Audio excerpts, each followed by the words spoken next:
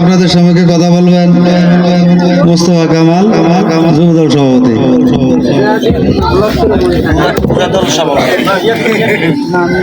আসসালামু আলাইকুম। আসলে আজকের প্রোগ্রামটা এমন একটা প্রোগ্রাম, বড় ভাইয়ের আমার কথা ছিল থাকতে পারে না, ওনারা অন্য এক জায়গায় প্রোগ্রাম আছে।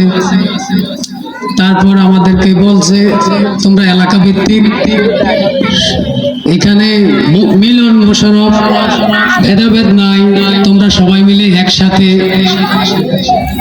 দলের জন্য ভালো একটি কাজ করে যাবো।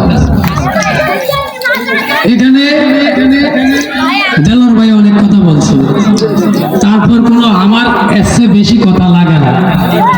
দেলোয়ার ভাই যে কথাটাই বলছে আমাদের এলাকার সাথে যে রোড গার্ডের কথা বলছে, এটাও আমার অনেক দিনের ইচ্ছা। যদি মিলন ভাই জয়যুক্ত হয়ে আসে